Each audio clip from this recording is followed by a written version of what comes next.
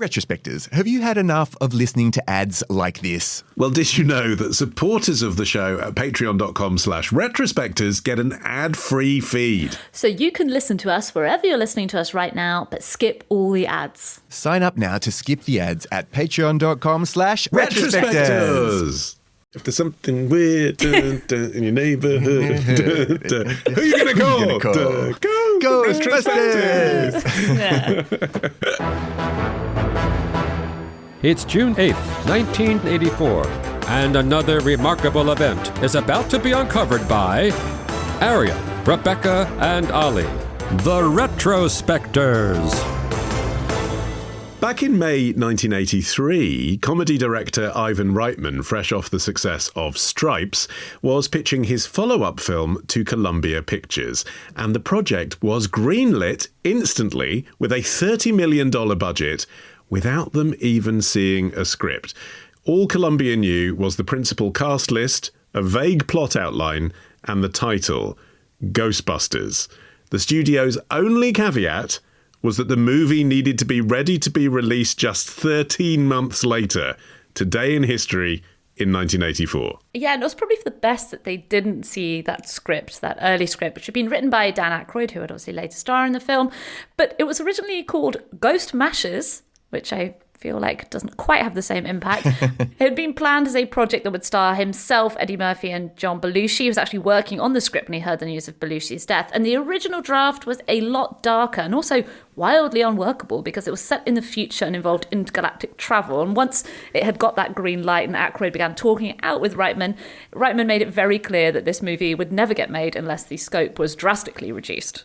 But Dan Aykroyd's interest in spiritualism actually was pretty deep. His great-grandfather, Samuel A. Aykroyd, was a well-known 19th century psychic investigator who held seances and worked with a medium named Walter Ashurst. And this supernatural curiosity was then inherited by Dan's grandfather, Maurice, who was an engineer at Bell Telephone.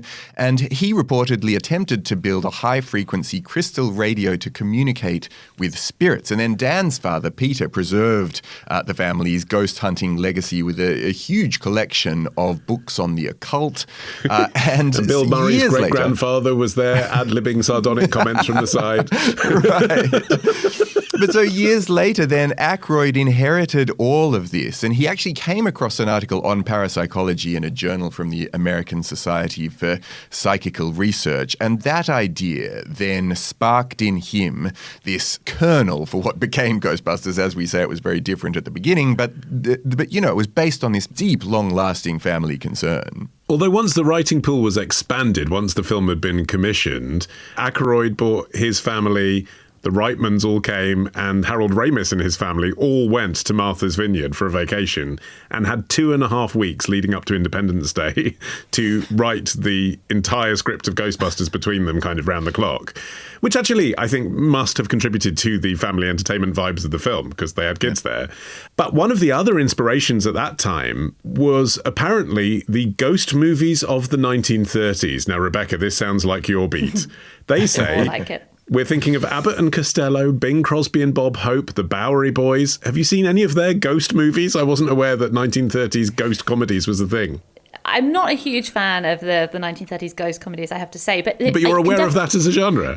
That was definitely a genre. I mean, easy to make, isn't it? Because you don't really need a whole lot of effects. We're not talking about the Stay Puft Man. We're talking about like doors closing by themselves and people covered in sheets. Like, it's quite easy to do. But you can see why they would want to take inspiration from those films, because even getting the movie into production, it had been a hard sell because this was a time when the received wisdom was that comedies were not huge money spinners. So a big budget comedy was a very unattractive prospect. And that Columbia executive who approved it, Frank Price, he liked it, but the rest of Columbia were not sold on it. The CEO tried to intervene, but it was already too late. And so they were looking to condense the budget as much as possible. It was actually filmed in 2 relatively short blocks, considering what a kind of intense action-heavy film it is. It was 6 weeks in New York, 4 weeks in LA. And this was crazy for a film that's basically about special effects. Yeah. And I mean, 62-day shoot. Even location shooting in New York was rare at the time, and that was another unpredictable factor that made the executives uneasy. And actually, Dan Aykroyd recalled coming face to face with Isaac Asimov, who lived on a street where they were filming, and sort of going up to him and excitedly explaining that they were filming this paranormal adventure movie. And apparently he said, "You guys are inconveniencing this building. It's just awful. I don't know how they got away with this."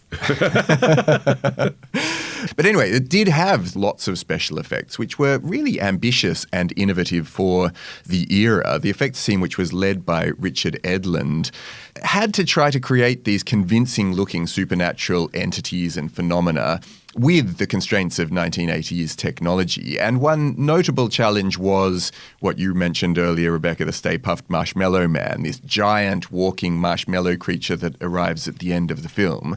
But the effect was eventually achieved using a combination of miniatures and optical compositing and a man in a suit. It was done on the cheap, and it still looks pretty good. And not an 80-story high marshmallow. Right, yeah. The only visual effects house in Hollywood that could handle special effects on this scale was Industrial Light and Magic, whom Spielberg had booked for Indiana Jones and the Temple of Doom.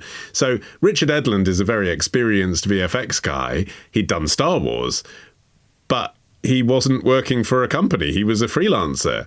And so Reitman said, "We can't use ILM. Can we use you? And we'll create a company around you." He managed to get Columbia Pictures to give him $5 million to build a company, Boss Film Studios, just for this one initial project. So it was pretty high risk, especially when you consider they didn't even have the rights to the title. I mean, this is one of the things they managed to sell to Frank Price was the title Ghostbusters. But they couldn't use it because apparently it was the copyright of Universal Studios because of some old TV special that they had the rights to, and they wouldn't relinquish it. So on set, they're constantly riffing like, what do we call it? Ghost Stoppers, Ghost Breakers, no one likes Ghost Mashers. And Reitman's calling Columbia being like, "I've got 400 extras here chanting, Ghostbusters, Ghostbusters, we have to call this Ghostbusters." And then by complete chance, Frank Price, the executive at Columbia who was the one who believed in it and who greenlit it, then got the gig heading up Universal Pictures, and so was in a position at Universal to let Columbia have the IP. Otherwise, it would have had to have been called something else. Yeah, and that turnaround time for the production was so short that editing had to begin before the filming was complete. And the editing process was very constrained by the fact that they only had a few takes of most of the scenes because, again, they hadn't had much time. And the fact that the special effects were already in development at this point. So they couldn't really change much because the special effects were already being worked around the footage that they had.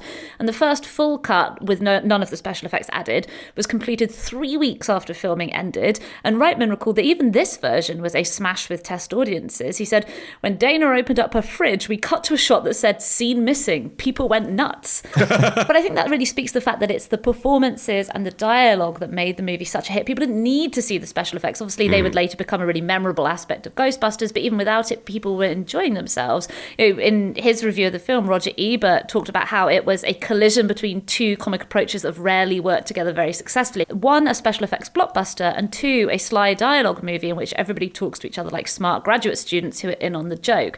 And I think that kind of glib winking to the audience tone, it did become sort of a default tone for movies. It probably reached its apogee in the Marvel universe. It's the sort of the opening of the door that would eventually lead us to, well, that happened.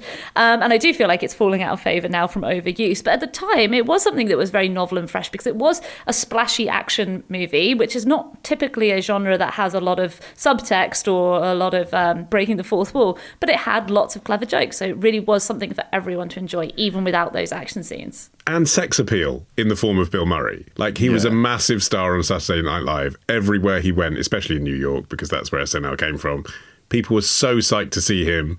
He was giving out dollar bills to the homeless. Restaurants were opening late to accommodate him. He was a rock star of comedy. And so I really think a lot of that comes from him, doesn't it? And you can see the lines that he's improvised as well. I mean, he's like an extra writer on set when you've already had 3 pretty good writers writing the script. Well, the effort paid off because Ghostbusters ultimately made $272 million at the box office. And then afterwards, it made almost $100 million more in re-releases. Part of the reason possibly was that when it arrived on VHS in October 1985, it had the eye-watering price of $79.95. Whoa. It still sold 400,000 copies, which just shows you how much people enjoyed watching this film. They were willing to go into substantial personal debt to do so. Now, This episode first aired last year exclusively to members of CLUB Retrospectors. Join today and unlock a new episode this Sunday. Patreon.com/retrospectors